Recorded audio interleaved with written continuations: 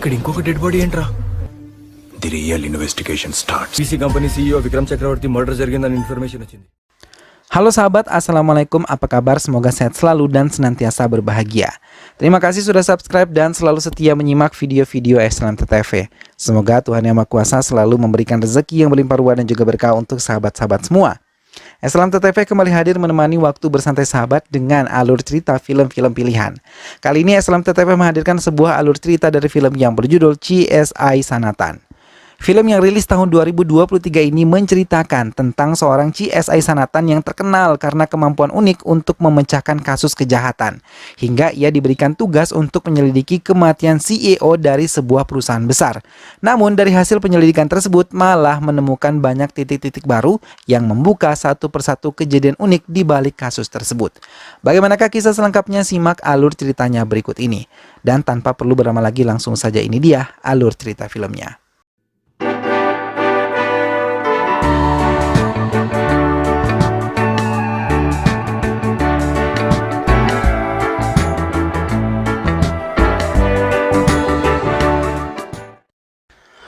Pemberitaan tentang perusahaan keuangan Vikram yang membantu banyak penduduk membuat Vikram menempatkan sebagai 50 orang yang terkenal di dunia.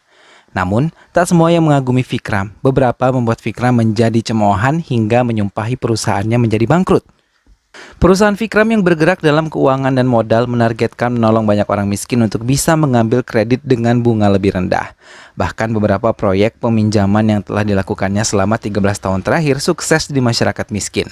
Bahkan Vikram siap untuk pergi ke Inggris untuk bisa membuat proyek baru. Electrical automobiles. Namun sebelum ia pergi, ia menyempatkan diri untuk berpesta bersama teman-temannya di klub malam dan menikmati minuman beralkohol yang ia tidak tahu telah dicampur dengan obat-obatan terlarang. Hingga tak butuh waktu lama, semua teman-teman Vikram tergeletak tak sadarkan diri termasuk Vikram. Dalam keadaan tidak sadar, beberapa peluru ditembakkan ke tubuh Vikram. Namun salah satu pegawai Vikram yang mendengar suara letusan tembakan memaksakan diri untuk bangun dan mencari arah suara.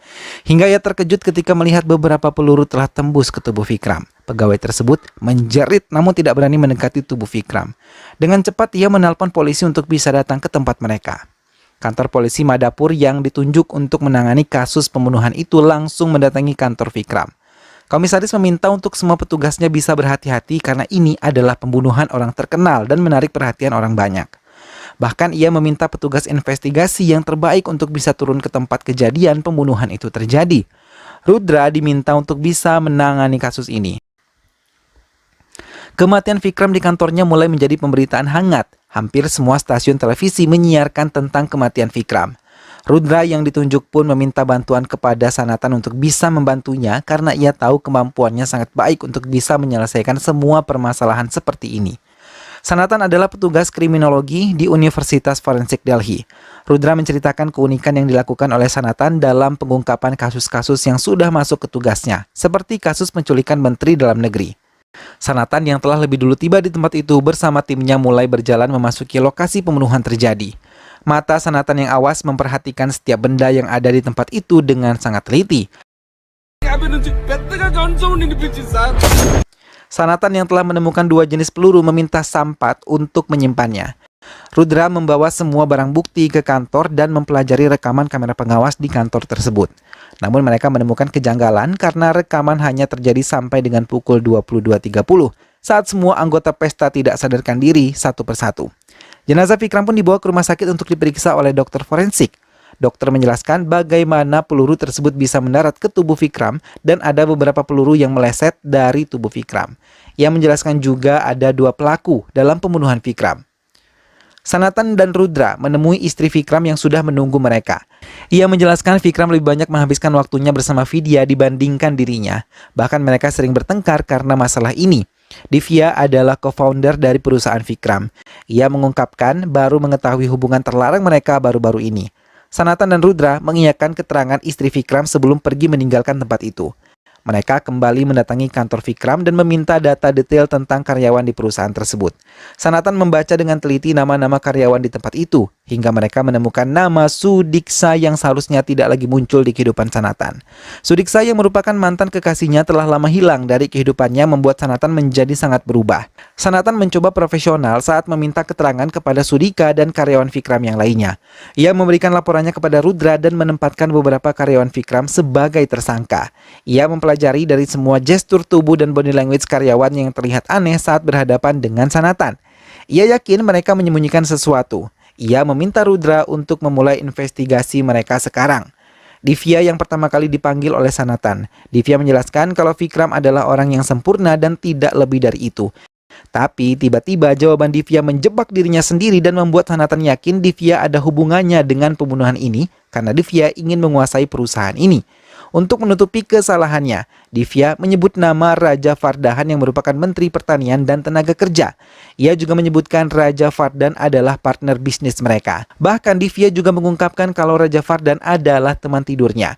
Ia juga datang ke pesta tersebut, namun Divya mengatakan kalau Vikram marah kepada audit mereka yang bernama Pavan hingga mengusirnya dari pesta.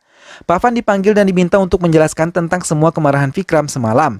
Ia menjelaskan kalau Vikram mau dirinya menghitung nilai saham perusahaan. Namun ia tidak melakukannya karena neraca tidak dihitung oleh akuntan mereka yang bernama Lasya. Hingga Vikram memaksanya untuk mengerjakan itu. Ia juga menjelaskan saat pesta Vikram melakukan kesalahan kepada Lasya hingga hampir melakukan pelecehan kepada Lasya. Lasya karyawan selanjutnya yang dipanggil. Lasya menjelaskan kalau Vikram berulang kali melakukan hal yang tidak baik kepadanya. Bahkan ia berulang kali hampir melecehkannya. Namun Lasya tidak pernah cerita kepada siapapun. Ia juga mengatakan kalau Vikram sangat dekat dengan Divya. Ia juga menyebutkan Vikram menceritakan masalah perusahaannya kepada Salim. Salim dipanggil dan diminta untuk memberikan keterangannya kepada Sanatan. Salim menceritakan kalau ia melihat seorang menggunakan hoodie hitam di ruangan keamanan saat ia tengah menerima telepon. Tapi ia tidak mengamati dengan jelas, kemudian orang tersebut menghilang. Salim juga menambahkan ia malah melihat Vikram dan Divya tengah bermesraan. Salim juga menyebutkan Divya telah memecat 2 orang karyawan sebelum kejadian ini. Sanatan meminta Salim pergi dari ruangan itu dan melanjutkan penyelidikannya pada Sudiksa. Ia tampak gugup menjawab semua pertanyaan yang diajukan oleh Sanatan. Tapi Sanatan terus mencurigai Sudiksa sebagai salah satu pelaku. Ia mengungkapkan 5 tersangka dalam kasus ini karena mereka mempunyai 5 pendapat yang berbeda dan rekaman kamera pengawas yang dihentikan 15 menit sebelum penembakan terjadi. Ia merasa curiga kepada Raja Fardan dan ingin mencari tahunya. Sanatan dan timnya mulai melakukan penyelidikan lagi ke tempat lain di kantor itu. Mulai dari mobil hingga beberapa ruangan sampai mereka tiba di lantai 5. Hal mencurigakan pun muncul di mata Sanatan. Ia melihat seekor lalat besar hingga ia mengingat ilmu yang pernah ia dapatkan di Universitas Delhi tentang serangga.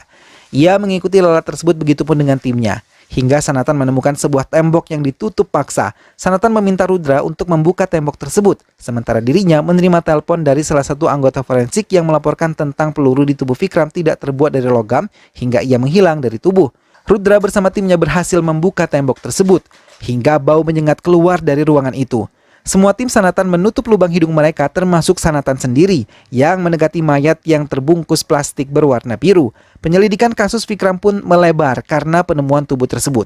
Sanatan baru menyadari kalau investigasi sebenarnya baru saja akan ia mulai.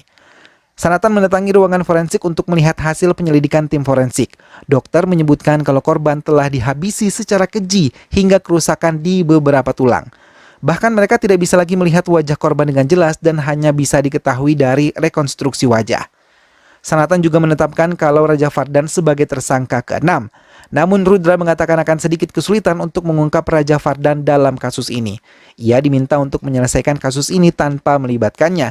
Ia meminta bantuan kepada komisaris untuk bisa mengunjungi rumah menteri tersebut. Komisaris mengiyakan dan mengizinkan Sanatan datang menemui menteri bersama Rudra. Melihat kedatangan Sanatan, Raja Fardan sedikit terkejut, terlebih ketika ia dimintai keterangan. Tapi ia berusaha tenang untuk memberikan beberapa keterangan yang diperlukan oleh Sanatan dan juga Rudra. Beberapa pertanyaan menjebak Sanatan membuat Raja Fardan sedikit berang, tapi ia harus tetap menjaga sikap untuk bisa tenang. Hingga akhirnya ia tidak bisa mengendalikan diri dan mengusir Sanatan, tapi Sanatan yang ingat perkataan komisaris mencoba mengendalikan dirinya.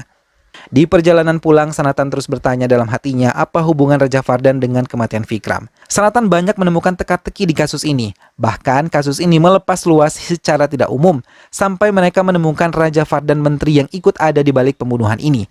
Tak lama, Chris juga menelpon Sanatan dan mengungkapkan kalau Raja Fardan banyak memiliki kasus yang tidak selesai.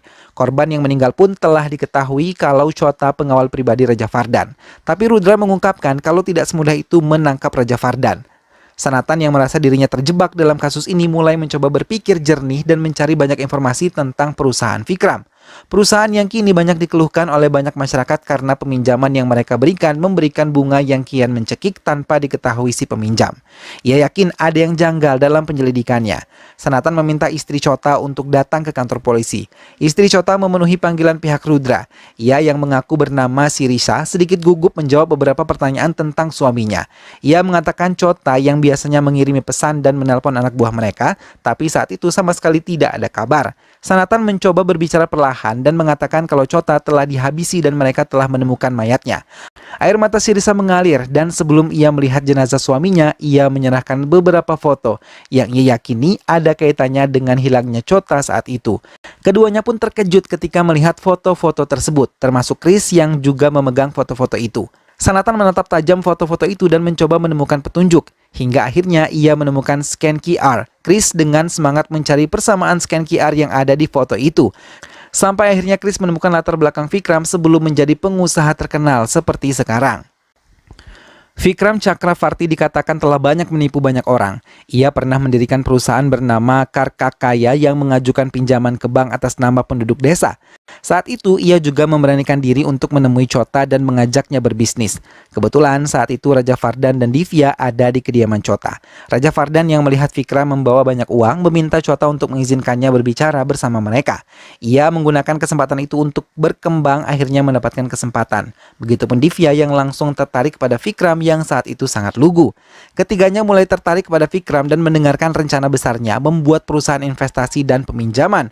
Uang $50 juta benar-benar membuat mereka bertekuk lutut pada Vikram, terlebih ide gila yang dikatakan oleh Vikram.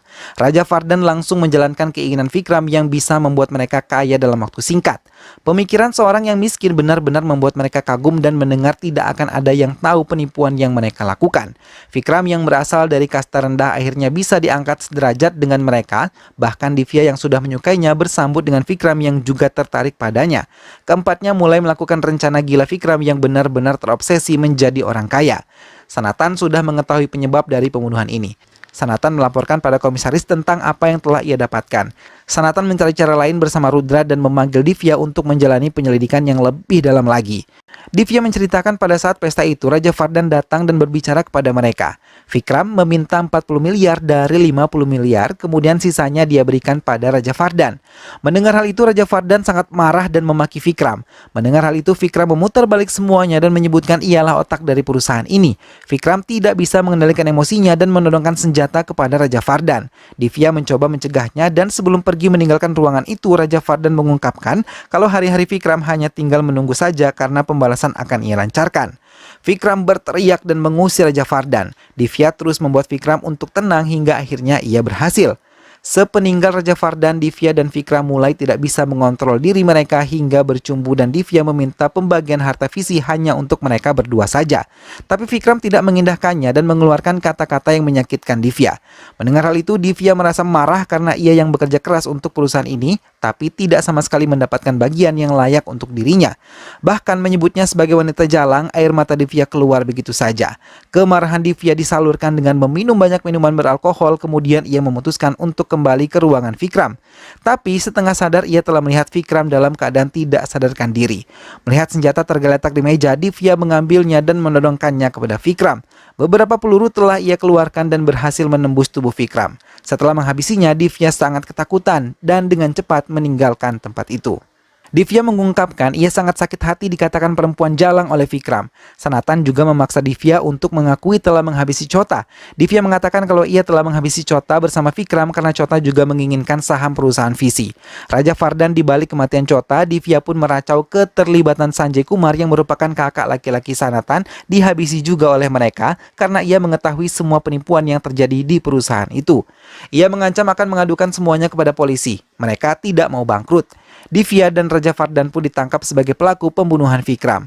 Berita itu menyebar luas di pemberitaan. Tak lama kemudian, dokter forensik menelpon dan mengatakan kalau ada DNA ganda di tubuh Vikram. Ia menjelaskan kalau Vikram telah dihabisi oleh peluru tulang. Sampat mengungkapkan pada Sanatan, namun jawaban mengejutkan datang dari Sanatan yang mengatakan ia tahu tentang itu semua sebelum dokter forensik memberitahukannya. Sanatan menceritakan saat itu Rudra menelponnya dan mengungkapkan kalau kematian Sanjay mencurigakan. Ia teringat dulu Sanjay pernah terlihat stres dan ia tahu kakaknya pernah bekerja di perusahaan visi. Sesuai dengan keterangan Divya, kematian Sanjay karena minuman yang diberikan kepada Sanjay membuat Sanjay tewas seperti terkena serangan jantung. Rudran mengatakan kalau obat-obatan terlaranglah yang membuat kerja jantung Sanjay berhenti. Saat itu profesor ingin mengujinya dan memberikan sebuah data tentang Vikram dan perusahaannya yang melakukan banyak penipuan. Ia juga mengungkapkan banyak rekannya yang tewas karena perusahaan itu. Profesor itu pun memberikannya senjata hingga Sanatan memiliki ide untuk membuat peluru dari tulang Sanjay. Bukan hanya dendamnya pada kematian Sanjay, tapi keadilan harus ditegakkan karena perusahaan ini benar-benar merugikan banyak orang. Itu adalah target Sanatan sebenarnya. Ia merasa bertanggung jawab atas semua yang terjadi kepada Sanjay dan korban-korban visi. Sanatan menceritakan ia telah menyamar menjadi kameramen saat wawancara dimulai dan ia juga yang telah memberikan semua obat di minuman teman-teman Vikram yang tengah berpesta. Setelah menghabisi Vikram, Sanatan mendapatkan telepon dari Rudra untuk menyelidiki kematian Vikram di perusahaannya.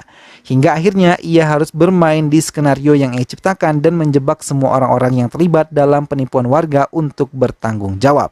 Sanatan mendapatkan tugas selanjutnya dari profesor dan film pun selesai.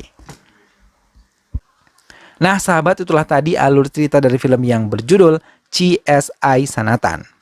Akhirnya Sanatan mampu mengungkapkan sindikat yang selama ini terjadi di balik kasus kejahatan yang dilakukan oleh perusahaan yang ia selidiki. Dengan taktik yang ia miliki, ia berhasil mengungkap banyak fakta di balik kejadian sebenarnya yang tertutupi selama ini. Semoga sahabat semua terhibur setelah menyimak alur cerita film ini. Terima kasih sudah menonton, dan ingat untuk selalu dukung Islam TTV dengan cara klik like, comment, share, dan juga subscribe. Sampai jumpa lagi di alur cerita film-film selanjutnya. Jangan lupa jaga kesehatan dan wassalamualaikum.